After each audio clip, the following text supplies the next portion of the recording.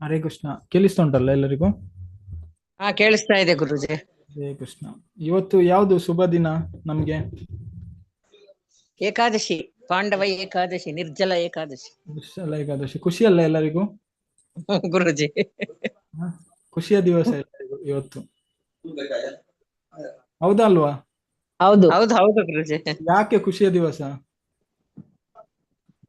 ಏಕಾದಶಿ ಬಂದ್ರೆ ಭಗವಂತನ ದೇವತ್ವ ಪರಮಪುರುಷನ ಧ್ಯಾನದಲ್ಲೇ ಜಾಸ್ತಿ ಹೊತ್ತು ಕಾಲ ಕಳಿತೀವಲ್ಲ ಗುರುಜಿ. ಭಗವದ್ಗೀತೆ ಓದೋದು ಆ ಫೀಲ್ಡ್ ಅಲ್ಲೇ ಜಾಸ್ತಿ ಇರ್ತೀವಿ, ಜಾಸ್ತಿ ಟೈಮ್ ಯೂಸ್ ಮಾಡ್ಕೋತೀವಿ. ಅಂದ್ರೆ ಭಯ ಆಗುತ್ತೆ ಎಲ್ಲರಿಗೆ, ಅಂದ್ರೆ ನಿರ್ಜಲ ಏಕಾದಶಿ ಅಲ್ಲ, ಏನು ಅಂದ್ರೆ ನೀರ್ ಸಹ ಕುಡಿಲಿಕ್ಕೆಲ್ಲ ಎಲ್ಲರಿಗೂ ಭಯ ಆಗುತ್ತೆ. ಅಭ್ಯಾಸ ಹೌದಲ್ಲ? ಇರುತ್ತಲ್ಲ, ಏನ್ ಆಗಲ್ಲ ಗುರುಜಿ, ಭಯ ಆತರದ್ದು ಏನ್ ಆಗಲ್ಲ. ನಿಮ್ಗೆಲ್ಲ ಭಯ ಆಗಲ್ಲ, ಭಕ್ತರು ಹಾಗೇನೆ ಕೆಲವರು ಹೇಳ್ತಾರೆ, ಒಬ್ಬ ನಿರ್ಜಲ ಏಕಾದಶಿ ಬಂತ ತುಂಬಾ ಭಯ ಆಗುತ್ತೆ ಅಂತ. ಹಾಗೇನೆ ಏಕಾದಶಿ ಅಂದ್ರೆ ನಾವು ಏಕಾದಶಿ ಮಾಡೋದ್ರಿಂದ ನಮ್ಗೆ ಏನು ಲಾಭ ಸಿಗುತ್ತೆ?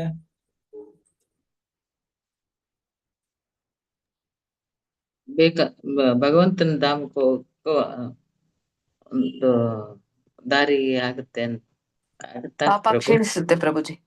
ಪಾಪ ಪಾಪ ಕ್ಷೀಣತೆ ಭಗವಂತನ ಧಾಮಕ್ಕೆ ಹೋಗಕ್ಕೆ ಒಂದು ದಾರಿ ಆಗುತ್ತಾ ಅಂತ ಹೇಳ್ತಾರೆ. ಭಗವಂತನಲ್ಲಿಗೆ ಭಗವಂತನ ಪ್ರೀತಿ ಪಾತ್ರರಾಗಿ ಸಾಧ್ಯ ಆಗುತ್ತೆ. ಹಾಗೇನೆ ಕೆಲವರು ಏಕಾದಶಿ ಮಾಡ್ತಾರೆ ಪುಣ್ಯ ಸಿಗ್ಲಿಕ್ಕೆ, ಅಂದ್ರೆ ಪುಣ್ಯ ಸಿಗುತ್ತೆ, ಫಲ ಸಿಗುತ್ತೆ, ಆ ರೀತಿಯಲ್ಲಿ ಮಾಡ್ತಾರೆ. ಆದ್ರೆ ಹೇಗೂ ಆಗ್ಬೋದು, ಏಕಾದಶಿಯನ್ನೇನು ಪಾಲನೆ ಮಾಡ್ಬೇಕಂತ ಹೇಳ್ತಾರೆ. ಏಕಾದಶಿ ಯಾರು ಪಾಲನೆ ಮಾಡುದಿಲ್ಲ ಅವರಿಗೆ ನರಕದೇನು ದ್ವಾರಕ್ಕೆ ಅವರು ಸೇರ್ತಾರಂತ ಹೇಳ್ತಾರೆ. ಹಾಗೇನೆ ಈಗ ಏಕಾದಶಿ ಮಾಡುವುದರಿಂದ ನಮ್ಗೇನು ತುಂಬಾ ಪ್ರಯೋಜನ ಉಂಟು.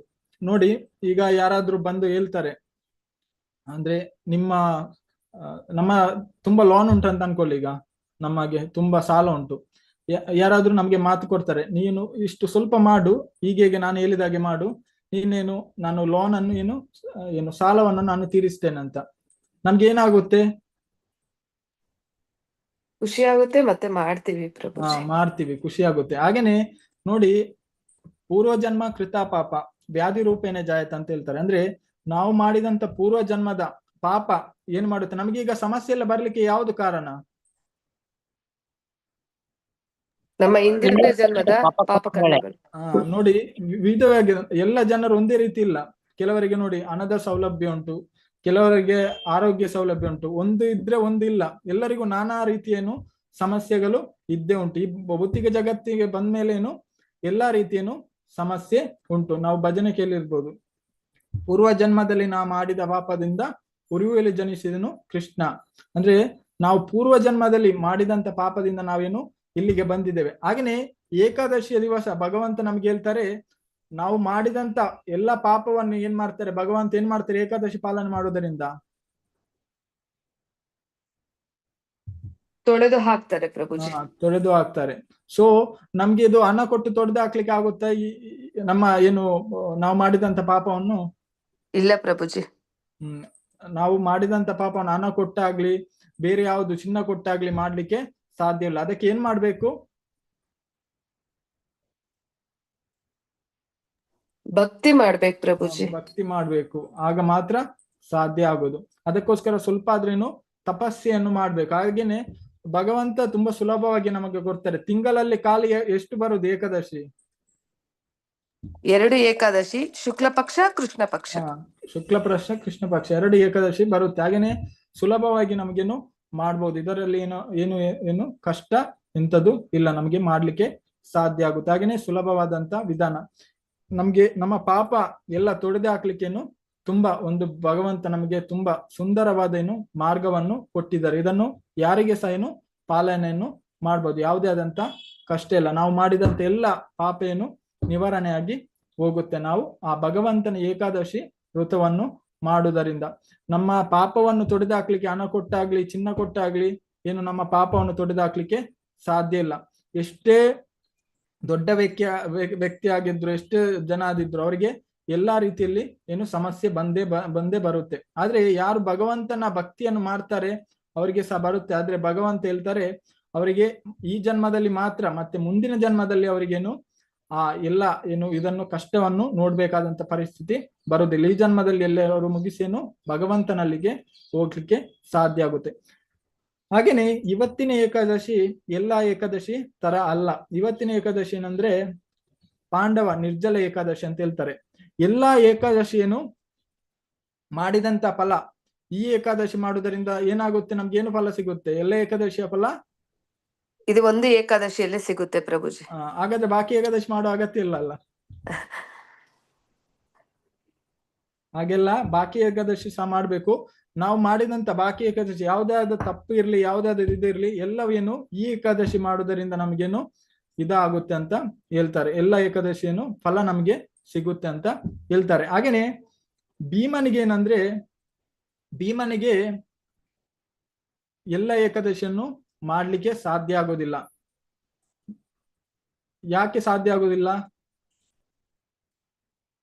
ರುಕೋದರ ಪ್ರಭುಜಿ, ಹೊಟ್ಟೆ ಶೂ ತಡೆಯಲ್ಲ ಅವರು.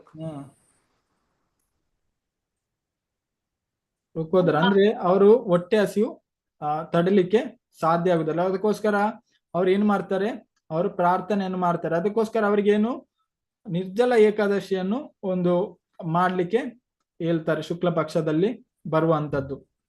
ಹಾಗೇನೆ ಪ್ರಭುಪಾದರಲ್ಲಿ ಒಬ್ರು ಪ್ರಶ್ನೆಯನ್ನು ಕೇಳ್ತಾರೆ. ನಾವು ಏನು ಹೇಳ್ತಾರೆ ಅವರು, ನಾನು ಭೀಮನಿಗಿಂತ ಬೆಟರ್ ಅಂತ, ಉತ್ತಮ ಅಂತ. ಯಾಕಂದ್ರೆ ಭೀಮನಿಗೆ ಎಲ್ಲ ಏಕಾದಶಿಯನ್ನೇನು ಪಾಲನೆ ಮಾಡ್ಲಿಕ್ಕೆ ಆಗುದಿಲ್ಲ, ನಾನು ಮಾಡ್ತೇನೆ ಅಂತ. ಆದ್ರೆ ಪ್ರಭುಪಾದ ಹೇಳ್ತಾರೆ, ಭೀಮ ಎಷ್ಟು ಕೆಲಸ ಮಾಡ್ತಾರೆ ಅದು ನಮ್ಗೆ ಮಾಡ್ಲಿಕ್ಕೆ ಸಾಧ್ಯ ಇಲ್ಲ. ನೋಡಿ, ನಾವು ಏನಾದ್ರೂ ತಗೊಂಡ್ರೆ ತೊಂದರೆ ಇಲ್ಲ, ಆದ್ರೆ ಅಷ್ಟೇ ಏನ್ ಮಾಡ್ಬೇಕು ಅಷ್ಟೇ.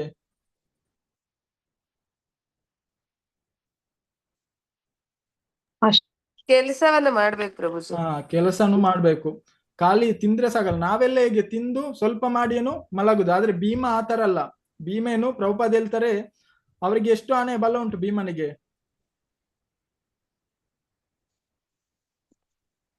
1000 ಆನೆ.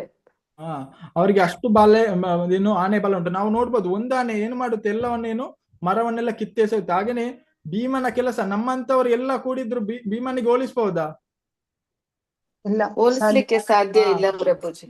ಈಗ ಸಾವಿರ ಪ್ಲೇಟ್ ಹಾಕಿದ್ರು ಭೀಮ ಏನು ಅದನ್ನೇನು ಕ್ಲೀನ್ ಮಾಡ್ಲಿಕ್ಕೆ ಸಾಧ್ಯ ಆಗುತ್ತೆ ಭಗವಂತನ. ನಾವು ಸ್ವಲ್ಪ ಕ್ಲೀನ್ ಮಾಡಿದಾಗ ಏನ್ ಹೇಳ್ತೇವೆ ನಾವು? ಸುಸ್ತಾಗುತ್ತೆ, ನನಗೆ ಆಗುದಿಲ್ಲ ಅಂತ. ಭೀಮ ಆತರ ಅಲ್ಲ. ಭೀಮ ಅಂದ್ರೆ ಅವರು ಎಷ್ಟು ಬೇಕಾದ್ರೂ ಅವ್ರೇನು ಕೆಲಸವನ್ನು ಮಾಡ್ಲಿಕ್ಕೆ ಸಾಧ್ಯ ಆಗುತ್ತೆ. ಅದೇ ರೀತಿ ಅವನಿಗೆ ಪ್ರಭುಪಾದ ಹೇಳ್ತಾರೆ, ನೀನು ಅಷ್ಟು ತಿನ್ಲಿಕ್ಕೆ ಅಂತೂ ಸಾಧ್ಯ ಇಲ್ಲ, ನೀನು ತಿಂದ್ರು ಸಹ ನಿನ್ಗೆ ಭೀಮನ ಅಷ್ಟು ಕೆಲಸ ಮಾಡ್ಲಿಕ್ಕೆ ಸಾಧ್ಯನಾ? ಖಂಡಿತವಾಗಿಯೂ ಸಾಧ್ಯ ಇಲ್ಲ. ಈಗೆಲ್ಲ ನಾವು ನೋಡ್ಬೋದು, ಮರ ಎತ್ತಲಿಕ್ಕೆ, ಅದೇ ಎತ್ತಲಿಕ್ಕೆ ಕ್ರೈನ್, ಮೊದಲು ಆನೆ ಇತ್ತು, ಈಗ ಕ್ರೈನ್ ಅದೆಲ್ಲ ಬಂದಿದೆ. ಆದ್ರೆ ಭೀಮನಿಗೆ ಇದೆಲ್ಲ ಅಗತ್ಯ ಉಂಟಾ? ಇಲ್ಲ. ಅವರು ಸ್ವಯಂ ವಾಯುಪುತ್ರ, ಅವರಿಗೆ ಯಾವುದೇ ಆದಂತ ಅಗತ್ಯ ಇಲ್ಲ. ಹಾಗೆಯೇ ಇದರ ಮಹತ್ವವನ್ನು ನಾವು ನೋಡುವ. ಒಂದು ನಿಮಿಷ.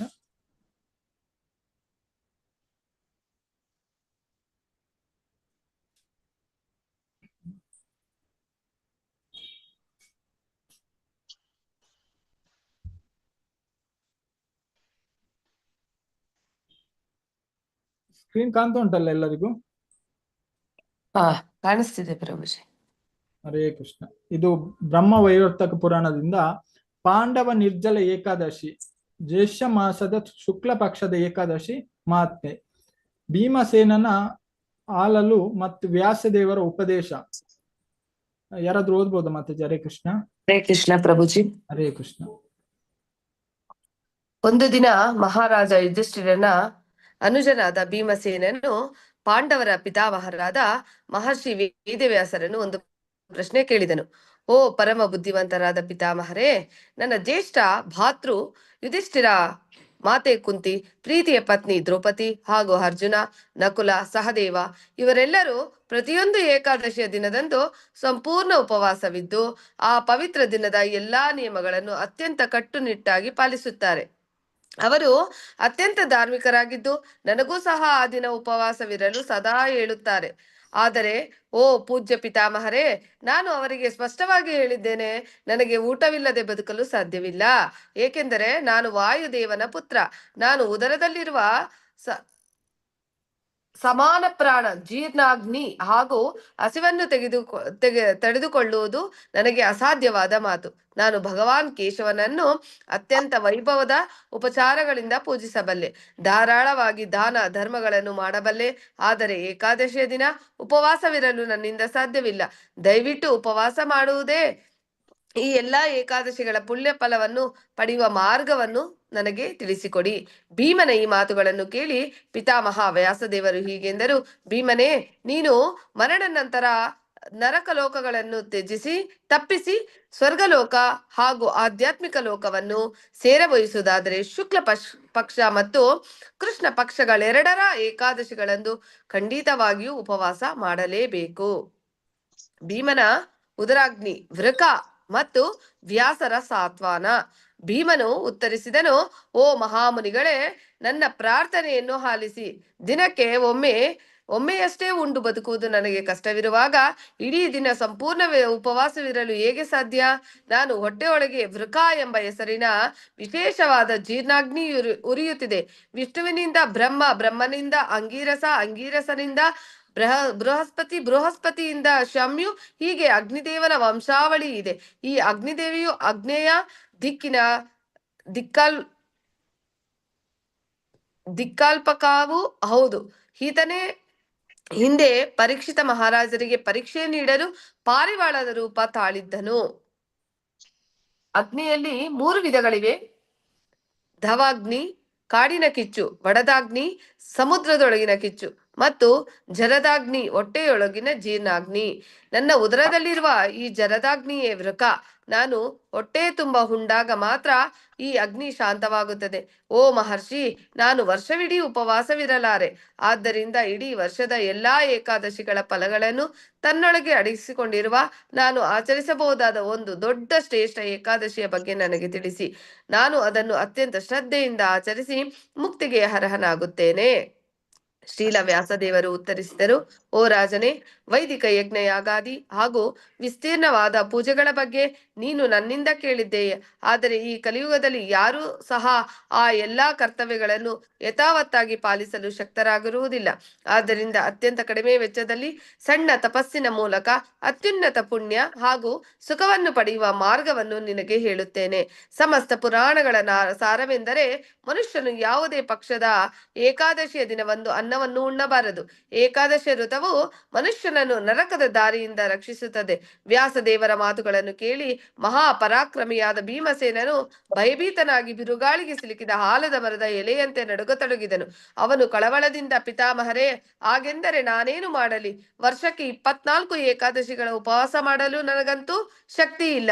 ದಯವಿಟ್ಟು ನನಗೆ ಮಹತ್ತರವಾದ ಫಲ ಕೊಡುವ ಈ ಒಂದು ದಿನವನ್ನು ಮಾತ್ರ ಕರುಣಿಸಿ ಎಂದು ಬೇಡಿದನು. ಕಂಟಿನ್ಯೂ ಮಾಡದ ಪ್ರಭುಜಿ. ಮತ್ತೆ ಮಾಡುವ. ಹರೇ ಕೃಷ್ಣ. ಹರೇ ಕೃಷ್ಣ ಪ್ರಭುಜಿ, ಪ್ರಣಾಮಗಳು. ಹರೇ ಕೃಷ್ಣ. ಅಂದ್ರೆ ಇಲ್ಲಿ ಭೀಮಸೇನ ಏನ್ ಹೇಳ್ತಾರೆ ಅಂದ್ರೆ, ಅವರು ಹೇಳ್ತಾರೆ ಅಂದ್ರೆ ಎಲ್ಲರೂ ಏಕಾದಶಿಯನ್ನು ಪಾಲನೆ ಮಾಡ್ತಿದ್ದಾರೆ. ಯುಧಿಷ್ಠಿರ್ ಮಹಾರಾಜ, ಅರ್ಜುನ, ನಕುಲ, ಸಹದೇವ ಎಲ್ಲರೂ ಮಾಡ್ತಾರೆ. ಆದ್ರೆ ಇಲ್ಲಿ ಭೀಮ ಹೇಳ್ತಾರೆ, ನನಗೇನು ಈ ಏಕಾದಶಿಯನ್ನು ಅಂದ್ರೆ ಎಲ್ಲ ಏಕಾದಶಿ ನನಗೆ ಪಾಲನೆ ಮಾಡ್ಲಿಕ್ಕೆ ಸಾಧ್ಯ ಆಗ್ತಾ ಇಲ್ಲ. ಹಾಗೇನೆ ಅವ್ರು ಯಾರ ಹತ್ರ ಹೋಗ್ತಾರೆ? ಯಾರ ಬಳಿ ಹೋಗ್ತಾರೆ ಭೀಮ? ವ್ಯಾಸ ಮಹರ್ಷಿಗಳಲ್ಲಿ ಅವ್ರೇನು ಮಾರ್ಗದರ್ಶನವನ್ನು ಪಡೀತಾರೆ. ಅಂದ್ರೆ ನನಗೆ ಸಾಧ್ಯ ಆಗುದಿಲ್ಲ. ಅದಕ್ಕೆ ಅವ್ರು ಹೇಳ್ತಾರೆ, ಏನು ಶುಕ್ಲ ಪಕ್ಷದಲ್ಲಿ ಬರುವಂತ ಈ ಏಕಾದಶಿಯನ್ನು ನೀನೇನು ಪಾಲನೆ ಮಾಡ್ಬೇಕು. ನಿರ್ಜಲ ಅಂದ್ರೆ ಈ ಏಕಾದಶಿಯನ್ನು ನೀನು ನಿರ್ಜಲ ಮಾಡುವುದರಿಂದ ನಿನಗೆ ಎಲ್ಲಾ ಏಕಾದಶಿಯನ್ನು ಫಲ ನಿನಗೆ ದೊರಕುತ್ತೆ ಅಂತ. ಹಾಗೇನೆ ನಾವು ಏಕಾದಶಿ ಮಾಡುವಾಗ ಇಲ್ಲಿ ಹೇಳ್ತಾರೆ, ನಿರ್ಜಲವಾಗಿ ಏಕಾದಶಿಯನ್ನು ಪಾಲನೆ ಮಾಡ್ಬೇಕು ಅಂತ. ಹಾಗೇನೆ ಖಾಲಿ ನಾವು ನಿರ್ಜಲವಾಗಿ ಇದ್ರೆ ಸಾಕಾಗುತ್ತಲ್ಲ, ಬೇರೆ ಏನಾದ್ರು ಮಾಡ್ಬೇಕಾ? ಜಪವನ್ನ ಅಂದ್ರೆ ಇಲ್ಲಿ ಹೇಳ್ತಾರೆ, ನಮ್ಗೇನು ಅಂದ್ರೆ ನಾವು ಏಕಾದಶಿ ವ್ರತವನ್ನು ಮಾಡ್ಬೇಕಾದ್ರೆ ನಾವು ಭಗವಂತನ ಉಪವಾಸದ ಅರ್ಥ ಏನಂದ್ರೆ ಭಗವಂತನಿಗೇನು ಹತ್ತಿರವಾಗಿ ಇರುವುದು. ಅಂದ್ರೆ ನಾವ್ ಅನ್ಕೊಳ್ತೇವೆ, ಕೆಲವರು ಅಂದ್ರೆ ನಿರ್ಜಲ ಮಾಡ್ತಾರೆ, ಓ ಹೇಗಾದ್ರೂ ದಿನ ಕಲಿಬೇಕಲ್ಲ, ಏನ್ ಮಾಡುದು ಅದಕ್ಕೆ? ಶಾಪಿಂಗ್ ಮಾಲಿಗೆ ಹೋಗುದು. ಅಲ್ಲಿ ಶಾಪಿಂಗ್ ಮಾಲಿಗೆ ಒಳಗೆ ಹೋದ್ರೆ ಮತ್ತೆ ಟೈಮ್ ಹೋದದ್ದೇ ಗೊತ್ತಾಗುದು ಇಲ್ಲ. ಇಲ್ಲ ಅಂದ್ರೆ ಏನ್ ಮಾಡುದು? ನಿದ್ದೆ ಮಾಡಿದ್ರೆ ಆಯ್ತಲ್ಲ. ಅಂದ್ರೆ ನಿರ್ಜಲ ಆ ದಿವಸ ಏನು ಹೇಗಾದ್ರೂ ಕಳೆದೋಗುತ್ತೆ. ಈ ತರ ಮಾಡೋದರಿಂದ ಏನಾದ್ರೂ ಪ್ರಯೋಜನ ಉಂಟಾ ನಮ್ಗೆ? ಇಲ್ಲ ಪ್ರಭುಜಿ, ಹ ಉಪವಾಸ ಮಾಡಿನೂ ವರ್ತಿಲ್ಲ.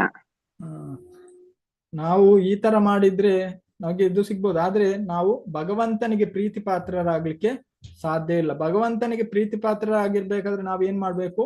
ಭಗವಂತನ ಜ್ಞಾನದಲ್ಲಿ ಇರ್ಬೇಕು, ಭಗವಂತನ ಚಿಂತನೆಯಲ್ಲಿ ಇರ್ಬೇಕು, ಭಗವಂತನ ಬಗ್ಗೆ ಕೇಳ್ತಾ ಇರ್ಬೇಕು, ಭಗವಂತನ ನಾಮ ಜಪವನ್ನು ಮಾಡ್ತಾ ಇರ್ಬೇಕು, ಭಗವಂತನ ಇದರಲ್ಲಿ ನಾವೇನು ಚಿಂತನೆಯಲ್ಲಿ ಕ್ರಮೇಣವಾಗಿ ಇರ್ಬೇಕು.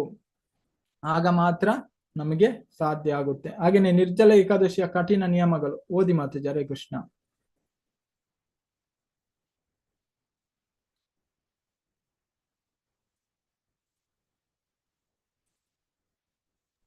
ಹರೇ ಕೃಷ್ಣ ಪ್ರಭುಜಿ. ಹರೇ ಕೃಷ್ಣ.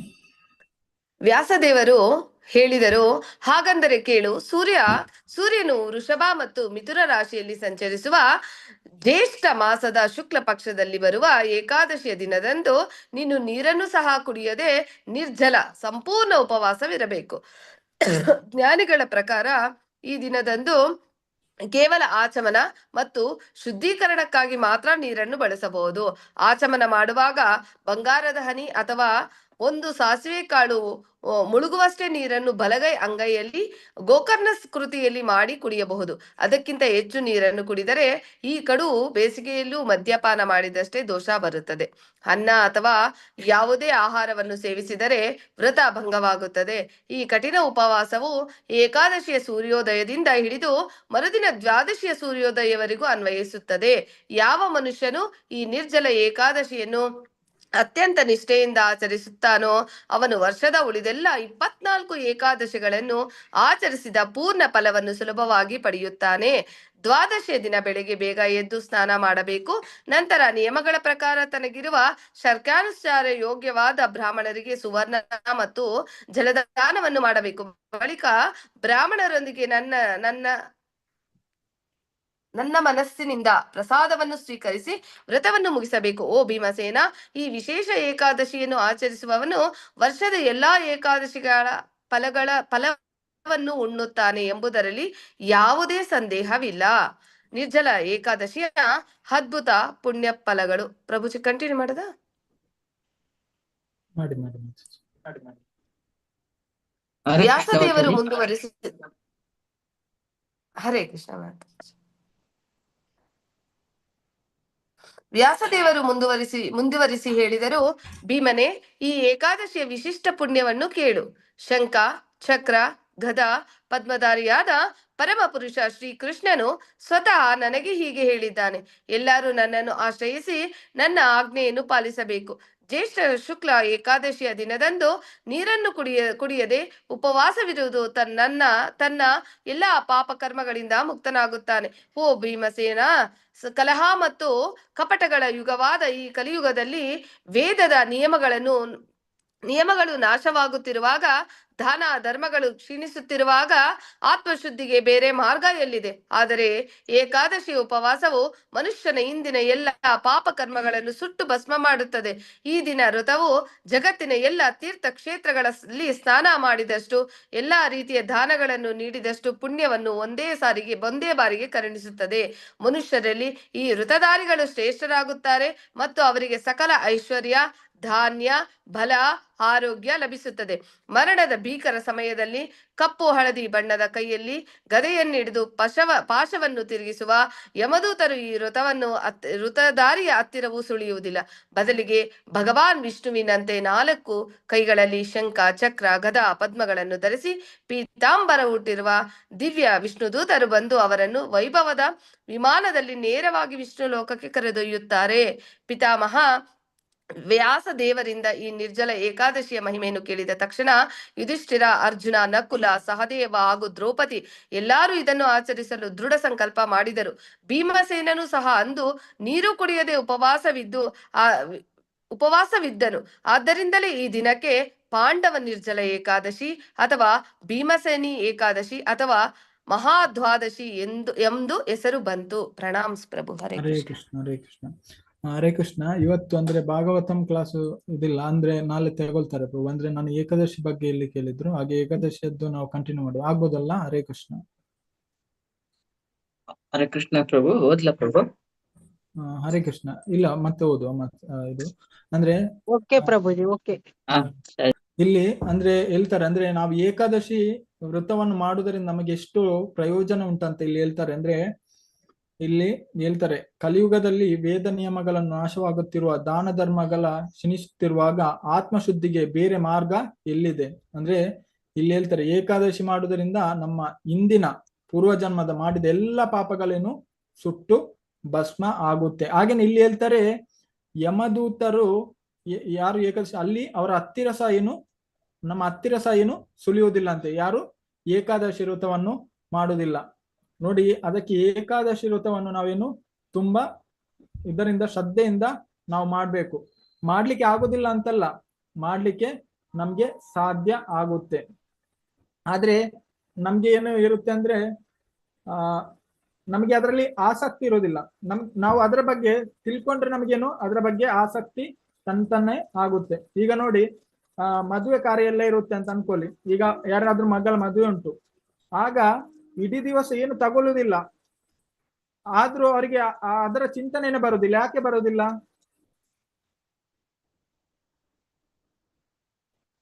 ಅವರ ಕಾರ್ಯ ಪೂರ್ಣ ಆಗ್ಬೇಕು, ಅದೇ ಇರ್ತದೆ ತಲೆಯಲ್ಲಿ. ಯಾಕೆಂದ್ರೆ ಅದರ ಒಳಗೆ ಸಂಪೂರ್ಣವಾಗಿ ಹೋಗಿರುತ್ತದೆ. ಅಂದ್ರೆ ಅವರಿಗೆ ತಿನ್ನುವುದಾಗ್ಲಿ ನೀರು ಕುಡಿದು ಯಾವ್ದಾರ ಚಿಂತೆ ಇರೋದಿಲ್ಲ. ಯಾಕಂದ್ರೆ ಸಂಪೂರ್ಣವಾಗಿ ಅದರಲ್ಲಿ ಏನು ಆ ಕೆಲಸ ಕಾರ್ಯದಲ್ಲಿ ತೊಲಗಿರ್ತಾರೆ. ಓ, ನನ್ನ ಮಗಳ ಮದುವೆ ಉಂಟು, ಅದು ಮಾಡ್ಬೇಕು, ಇದು ಮಾಡ, ಅದರಲ್ಲಿ ಏನು ಕಂಪ್ಲೀಟ್ ಆಗಿ ಅವರೇನು ಮಗಳ ಚಿಂತನೆಯ ಬಗ್ಗೆನೆ ಅವರು ಯೋಚನೆ ಮಾಡ್ತಾ ಇರ್ತಾರೆ. ಆಗ ಅವರಿಗೆ ಯಾವ್ದರದ್ದು ನೆನಪಾಗುತ್ತಾ? ನಿಮ್ಗೆ ಆ ತರ ಅನುಭವ ಆಗಿದೆ? ಈಗ ನಾವು ಹೊಸ ಮನೆ ಕಟ್ತಿದ್ದೇವೆ, ಏನು ಇದು ವರ್ಷ ಮನೆ ಕಟ್ಟಿದ್ದೇವೆ, ಗೃಹ ಪ್ರವೇಶ ಉಂಟು, ಆಗ ನಮ್ಗೆ ಏನಾದ್ರೂ ನೆನಪಾಗುತ್ತಾ? ಇಲ್ಲ. ನಮ್ಗೆ ಬಾಕಿ ಇರೋಕೊಳ್ಳಿ, ಆದ್ರೆ ನಮ್ಗೆ ತಿನ್ನುವುದಾಗ್ಲಿ ನೀರು ಕುಡಿಯೋದಾಗ್ಲಿ ನೆನಪಾಗುದಿಲ್ಲ. ಅದು ಮೊದಲಿನ ರಾತ್ರಿನೇ ಸ್ಟಾರ್ಟ್ ಆಗುತ್ತೆ. ನಮ್ಗೆ ಅಂತ ಒಂದು ಇದು ಬಂದಾಗ ನಮ್ಗೆ ಅದು ಮೊದಲನೇ ರಾತ್ರಿ ಏನು ಫುಲ್ ಖುಷಿಯಲ್ಲಿರುವಾಗ ನಮ್ಗೇನು ಯಾವುದೇ ಆದಂತ ಏನು ಅದು ಬರ್ಲಿಕ್ಕೆ ಸಾಧ್ಯ ಆಗುದಿಲ್ಲ. ಆದ್ರೆ ಏಕಾದಶಿ ದಿನ ಬರುವಾಗ ನಮ್ಗೆ ಯಾಕೆ ಬಾಯಾರಿಗೆ ಆಗುದು, ಜೋರು ಹಸಿವು ಆಗುದು? ಇಷ್ಟ ಇಲ್ಲ ಮಾಡ್ಲಿಕ್ಕೆ. ಇಷ್ಟ ಇದ್ರೆ ನಮ್ಗೇನು ಅದು ಏನು ಖುಷಿಯನ್ನು ಕೊಡುತ್ತೆ, ಇಲ್ಲಾಂದ್ರೆ ಏನು ನಮ್ಗೆ ದುಃಖವನ್ನು ತಂದು ಕೊಡುತ್ತೆ. ಹಾಗೇನೆ ನಾವು ನೋಡ್ಬೋದು, ಇನ್ನೊಂದು ಯಾವ ಸಮಯ, ಒಂದು ನಮ್ಗೆ ತುಂಬಾ ಖುಷಿ ಆದಾಗ ನಮ್ಗೆ ಯಾವ್ದು ಬೇಡ ಅಂತ ಆಗುತ್ತೆ, ಇನ್ನೊಂದು ತುಂಬಾ ದುಃಖ ಆದಾಗ ನಮ್ಗೇನು ಯಾವ್ದು ಬೇಡ ಅಂತ ಆಗುತ್ತೆ. ಈಗ ಯಾರಾದ್ರೂ ಸತ್ರ ಅಂತ ಅನ್ಕೊಳ್ಳಿ, ನಮ್ಗೆ ತುಂಬಾ ಬೇಕಾದವರು, ಅವಾಗ ನಾವು ತಿಂತೇವಾ? ಇಲ್ಲ. ಯಾಕೆ ತಿನ್ನೋದಿಲ್ಲ? ದುಃಖ ಇರ್ತದಲ್ಲ, ಅವರ ಚಿಂತನೆಯಲ್ಲಿ ನಾವು ಇರ್ತೇವೆ. ಅದೇ ರೀತಿ ನಾವು ಸಹ ಏನು ಏಕಾದಶಿ ದಿವಸ ನಾವೇನು ಆ ಭಗವಂತನಲ್ಲಿ ಚಿಂತನೆಯಲ್ಲಿ ಇದ್ರೆ ನಮ್ಗೇನು ಏನು ಅದು ಆಗುದಿಲ್ಲ.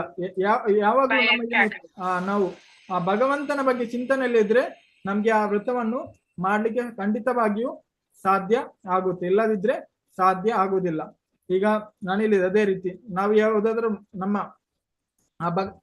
ಓಕೆ, ಈಗ ಹೇಳ್ತಾರೆ ಹೆಂಗೆ, ನಾನೇ ಅದು ಭೌತಿಕವಾಗಿ ಹೇಳಿದ್ದು. ಈಗ ನಾವೇನು ಅದರಲ್ಲಿ ಮಗ್ನವಾಗಿದ್ರೆ ಏನು ನಾವು ಏಕಾದಶಿ ಏನು ವ್ರತ, ಹಾಗೇನೆ ನಾವೀಗ ಏನಂದ್ರೆ ಈಗ ಮಲಗಿ ಏಕಾದಶಿ ವ್ರತವನ್ನು ಮಾಡಿ ಅದು ಏನು ಪ್ರಯೋಜನ ಇಲ್ಲ. ಅದಕ್ಕಿಂತ ಉತ್ತಮ ಏನಂದ್ರೆ ನಾವು ನೀರನ್ನು ತಗೊಂಡು ಸ್ವಲ್ಪ ಫಲವನ್ನು ತಗೊಂಡೇನು ಭಗವಂತನ ನಾಮ ಜಪ ಮಾಡೋದು ಯಾವ್ದು ಉತ್ತಮ? ನೀರನ್ನು ತಗೊಂಡು ಭಗವಂತನ ಜಪ ಮಾಡೋದೇ ಉತ್ತಮ.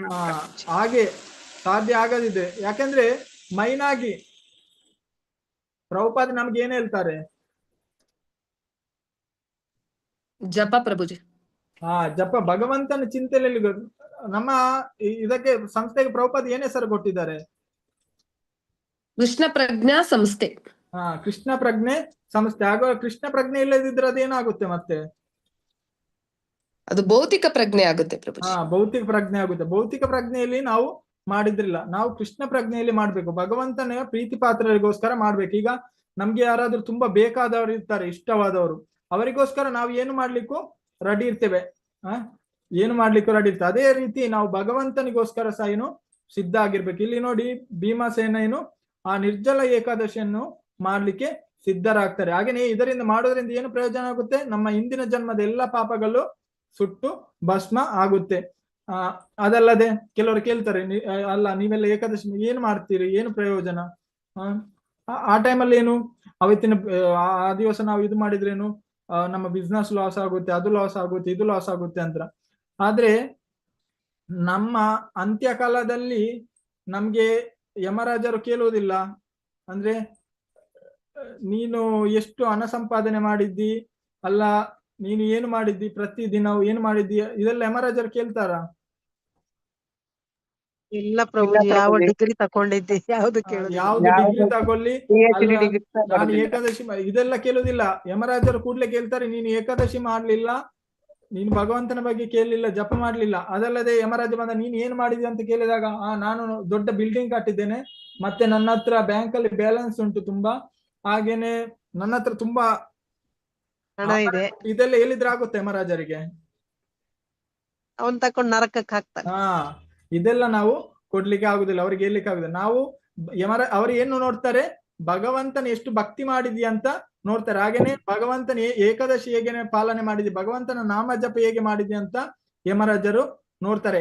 ಯಾರು ಇದೆಲ್ಲ ಮಾಡ್ತಾರೆ ಯಮರಾಜರು, ಅವರ ಬಲಿ ಏನು ಹತ್ತಿರ ಸಹ ಬರುವುದಿಲ್ಲ ಅಂತ ಹೇಳ್ತಾರೆ. ಹಾಗೇನೆ ಎಲ್ಲ ಪಾಪಗಳು ನಮ್ದೇನು ಸುಟ್ಟು ಭಸ್ಮ ಆಗುತ್ತೆ ಅಂತ ಹೇಳ್ತಾರೆ. ಇದ್ಯಾವುದು ಹಣ ಕೊಡುವುದರಿಂದ ಆಗ್ಲಿ, ನಾವು ಹಣ ಸಂಪಾದನೆ ಮಾಡಿ ಇದರಿಂದ ಯಾವುದು ನಷ್ಟ ಆಗುದಿಲ್ಲ. ಖಾಲಿ ಏನು ಭಗವಂತನ ಏಕಾದಶಿ, ಭಗವಂತನ ಭಕ್ತಿ ಸೇವೆ ಮಾಡುವುದರಿಂದ ಮಾತ್ರ ಏನು ಇದೆಲ್ಲ ನಷ್ಟ ಆಗ್ಲಿಕ್ಕೆ ಸಾಧ್ಯ ಆಗುತ್ತೆ. ಹಾಗೇನೆ ಇಲ್ಲಿ ಹೇಳ್ತಾರೆ ಅಂದ್ರೆ, ವೃತ್ತದ ಸಂಕಲ್ಪ ಮತ್ತು ದಾನದ ಮಹತ್ವ. ವ್ಯಾಸದೇವರು ಹೇಳಿದರು, ಭೀಮನೇ, ನಿನ್ನ ಹಿಂದಿನ ಪಾಪಗಳ ನಿವಾರಣೆಗಾಗಿ ನೀನು ಈ ರೀತಿಯ ಸಂಕಲ್ಪ ಮಾಡಿ ಪ್ರಾರ್ಥಿಸಬೇಕು. ನಮ್ಗೇನು ಒಂದು ಸಂಕಲ್ಪ ಇರ್ಬೇಕು. ಈಗ ನೋಡಿ, ನಾನು ಹೇಳಿದೆ ಮದುವೆ ಕಾರ್ಯದಲ್ಲಿ ನಮ್ಗೇನು ತಿನ್ಬೇಕು ಏನು ಚಿಂತನೆ ಬರಲ್ಲ, ತಿನ್ನುವುದು ಯಾವುದು, ಯಾಕೆ ಬರಲ್ಲ? ನಮ್ಗೆ ಏನಿರುತ್ತೆ ಆ ಸಮಯದಲ್ಲಿ ನಮ್ಮ ಮನಸ್ಸಿನಲ್ಲಿ? ಮದುವೆ ಬಗ್ಗೆನೇ ಒಂದು ದೃಢ ಸಂಕಲ್ಪ ಇರಬೇಕು. ಅಂದ್ರೆ ನನ್ನ ಮಗಳ ಮದುವೆ ಮಾಡ್ಲೇಬೇಕು. ಗೃಹ ಪ್ರವೇಶಕ್ಕೆ ಬಂದಿದ್ರೆ ಎಲ್ಲ ಎಲ್ಲರನ್ನು ಏನು ನಾವು ಒಳ್ಳೆ ರೀತಿಯಲ್ಲಿ ಸ್ವೀಕಾರ ಮಾಡ್ಬೇಕು, ಈ ರೀತಿ ಒಂದು ದೃಢ ಸಂಕಲ್ಪ ಇರುತ್ತೆ. ಅದೇ ರೀತಿ ನಮ್ಗೆ ಭಗವಂತನ ಏಕಾದಶಿ ದಿವಸ ಸಹ ನಮ್ಗೆ ಏನು ಬೇಕು? ದೃಢ ಸಂಕಲ್ಪದಿಂದ ಮಾಡ್ಬೇಕು. ದೃಢ ಸಂಕಲ್ಪ ಮಾಡ್ಬೇಕು. ನಮಗೆ ದೃಢ ಸಂಕಲ್ಪ ಇಲ್ಲ ಅಂದ್ರೆ ಮತ್ತೆ ಆಗುದಿಲ್ಲ. ಯಾಕೆ ತೊಂದ್ರೆ ಇಲ್ಲಪ್ಪ, ನಡೆಯುತ್ತೆ, ಇಲ್ಲ ಏಕಾದಶಿಯನ್ನು ಮಾಡ್ಲೇಬೇಕು, ಹಾಗಿಲ್ಲ ನಡೆಯುತ್ತೆ, ತೊಂದ್ರೆ ಇಲ್ಲ ಅಂತ ಚೈತನ್ಯ ಮಹಾಪ್ರಭು ಏನ್ ಹೇಳ್ತಾರೆ ಅವರ ತಾಯಿಗೆ? ಏಕಾದಶಿ ಮಾಡ್ಲಿಕ್ಕೆ ಹೇಳ್ತಾರೆ. ಏಕಾದಶಿ ವ್ರತವನ್ನು ಮಾಡ್ಲೇಬೇಕು ಅಂತ ಹೇಳ್ತಾರೆ. ನೀನ್ ಯಾವ್ದು ಮಾಡ್ಲಿ ಪರವಾಗಿಲ್ಲಮ್ಮ, ಆದ್ರೆ ಏಕಾದಶಿ ವ್ರತವನ್ನು ನೀನೇನು ತಪ್ಪದೆ ಮಾಡ್ಲೇಬೇಕಂತ ಚೈತನ್ಯ ಮಹಾಪ್ರಭು ಅವರ ತಾಯಿಗೆ ಉಪದೇಶವನ್ನು ಮಾಡ್ತಾರೆ. ಹಾಗೆ ಇಲ್ಲಿ ಹೇಳ್ತಾರೆ, ನೀನು ಈ ರೀತಿ ಏನು ಸಂಕಲ್ಪ ಮಾಡಿ ಪ್ರಾರ್ಥಿಸಬೇಕು. ನಾವು ಭಗವಂತನಲ್ಲಿ ಪ್ರಾರ್ಥನೆಯನ್ನು ಮಾಡ್ಬೇಕು. ಓ ದೇವನೇ, ಪುರುಷನೇ, ಇದು ನಾನು ನೀರನ್ನು ಸೇವಿಸದೆ ಏಕಾದಶಿ ವ್ರತವನ್ನು ಆಚರಿಸುತ್ತೇನೆ. ಓ ಅನಂತ ದೇವನೇ, ಮರುದಿನ ದ್ವಾದಶಿ ಅಂದು ನಾನು ಉಪವಾಸವನ್ನು ಬಿಡುತ್ತೇನೆ, ಪಾರಣೆ ಮಾಡುತ್ತೇನೆ, ನನ್ನನ್ನು ರಕ್ಷಿಸು. ಅಂದ್ರೆ ನಾವು ಕೆಲವೊಮ್ಮೆ ವ್ರತ ಮಾಡಿ ಸಹ ನಮ್ಗೇನಾಗುತ್ತೆ, ವ್ರತ ಮಾಡಿ ನಮ್ಗೆ ಕೆಲವೊಮ್ಮೆ ಅಹಂಕಾರ ಬರುತ್ತೆ. ನಾವ್ ಎಲ್ಲರ ಹತ್ರ ಹೇಳ್ಕೊಂಡು ಹೋಗ್ತೇವೆ, ನಾವೇನ್ ಮಾಡ್ತಿದ್ದೇವೆ ಅಂತ ಹೇಳ್ತೇವೆ, ಏಕಾದಶಿ ವ್ರತ ಇದೆ, ಊಟ ಮಾಡೋದಿಲ್ಲ, ನಾನು ನಿರ್ಜಲ. ಎಲ್ಲರ ಹತ್ರ ನೀನ್ ನಿರ್ಜಲ ಮಾಡಿದ್ಯಾ? ಇಲ್ವಾ? ನಾನ್ ನಿರ್ಜಲ ಮಾಡಿದ್ದೇನೆ. ನೀನು ಮಾಡಿಲ್ವಾ? ನಾನು ಮಾಡಿದ್ದೇನೆ ನಿರ್ಜಲ. ಅಂದ್ರೆ ಹೇಳ್ತಾರೆ, ನಾವು ಹೇಳ್ತಾರಲ್ಲ, ಏನು ನಾವು ಈ ಕೈಗೆ ಕೊಟ್ಟ ದಾನ ಏನು ಬಲ ಕೈಗೆ ಕೊಟ್ಟ ದಾನ ಹೇಳ್ತಾರಲ್ಲ, ಅದೇನು ಎಡ ಕೈಗೆ ಗೊತ್ತಾಗಬಾರ್ದು, ಎಡ ಕೈಗೆ ಗೊತ್ತಾಗಬಾರ್ದು. ಅದೇ ರೀತಿ ನಾವು ತಪಸ್ಸೆ ಮಾಡೋ ವ್ರತ ಮಾಡುವಾಗ ನಾವೇನು ಅದು ಗೊತ್ತಾಗಬಾರ್ದು, ಆ ರೀತಿ ನಾವೇನು ವ್ರತವನ್ನು ಮಾಡ್ಬೇಕು. ಅದಲ್ಲದೆ ಬೇರೆಯವರು ಮಾಡ್ತಾ ಇದ್ದಾರೆ, ಓಕೆ, ಬೇರೆಯವರು ಏನಾದ್ರು ತಗೊಂಡ್ರು ತೊಂದ್ರೆ ಇಲ್ಲ, ಅವರು ತಗೊಂಡ್ರು, ಅದನ್ನು ನಾವು ಟೀಕಿಸುದಾಗಿಲ್ಲ, ಈ ರೀತಿ ನಾವೇನು ಮಾಡ್ಲಿಕ್ಕೆ ಹೋಗ್ಬಾರ್ದು. ಸಪೋಸ್ ನಾವು ನೋಡ್ಬೋದು, ಬೇರೆ ಭಕ್ತರು ಯಾರಾದ್ರೂ ಉಪವಾಸವನ್ನು ತಗೊಂಡ್ರು, ಅಂದ್ರೆ ಏನಾದ್ರು ತಗೊಂಡ್ರು ಅಂತ ಅನ್ಕೊಳ್ಳಿ, ಆಗ ನಮ್ಗೆ ಏನು ಬರುತ್ತೆ ನಮ್ಗೆ? ನಾವೇ ಮಾಡ್ತಾ ಇದೀವಿ ಅನ್ನುವಂತ ನಾನು ನಿರ್ಜಲವನ್ನು ಮಾಡ್ತಾ ಇದ್ದೇನೆ, ಇದರಿಂದ ಭಗವಂತನಿಗೆ ನಾವು ಪ್ರೀತಿಪಾತ್ರರಾಗ್ಲಿಕ್ಕೆ ಸಾಧ್ಯ ಇಲ್ಲ. ನಾವು ವಿನಮ್ರ ಭಾವದಿಂದ ಏಕಾದಶಿ ವ್ರತವನ್ನು ಮಾಡ್ಬೇಕು. ಭಗವಂತನಿಗೆ ಗೊತ್ತು, ಅಂದ್ರೆ ಯಾ ಭಗವಂತನಿಗೆ ಗೊತ್ತು ಯಾರಿಗೆ ಮಾಡ್ಲಿಕ್ಕೆ ಶಕ್ತಿ ಉಂಟು, ಹಾಗೇನೆ ಯಾರಿಗೆ ಮಾಡ್ಲಿಕ್ಕೆ ಶಕ್ತಿ ಉಂಟು, ಹಾಗೇನೆ ನಿಮ್ಗೆ ಸಹ ಗೊತ್ತುಂಟು ಯಾರಿಗೆಲ್ಲ ಮಾಡ್ಬಹುದಂತ. ಮಾಡುವವರು ಖಂಡಿತವಾಗಿಯೂ ಮಾಡ್ಲಿಕ್ಕೆ ನೀವೇನು ಪ್ರಯತ್ನವನ್ನು ಪಡ್ಲೇಬೇಕು. ಯಾರೆಲ್ಲ ಇವತ್ತು ಮಾಡ್ತಿದ್ದೀರಿ ನಿರ್ಜಲ ಏಕಾದಶಿ? ಹೇಳಲಿಕ್ಕಿಲ್ಲ ಅಲ್ಲ ಪ್ರಭುಜಿ, ಹ ಹೇಳಲಿಕ್ಕಿಲ್ಲ ಅಲ್ಲ. ಹೇಳ್ಲಿಕ್ಕಿಲ್ಲ, ಆದ್ರೂ ಪ್ರಯತ್ನವನ್ನು ಮಾಡ್ತೇನೆ ಅಂತ ಮಾಡ್ತಾ ಇದೀವಿ ಹೇಳ್ಬೋದಲ್ಲ. ಪ್ರಭುಜಿ, ಮಾಡ್ತಾ ಹೇಳ್ಲಿಕ್ಕಿಲ್ಲ, ಇದೀವಿ ಪ್ರಭುಜಿ, ಪ್ರಯತ್ನವನ್ನು ಮಾಡ್ತೇನೆ ಅಂತ ಹೇಳ್ಬೋದು. ಪ್ರಯತ್ನ ಮಾಡ್ತಾ ಇದೀವಿ ಪ್ರಭುಜಿ.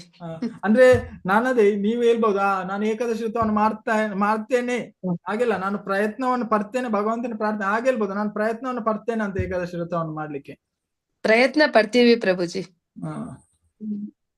ಹಾಗಾದ್ರೆ ನೀವೆಲ್ಲ ಪ್ರಯತ್ನ ಪಡ್ಲಿಕ್ಕೆ ಪ್ರಾರಂಭ ಮಾಡ್ತೀರಿ.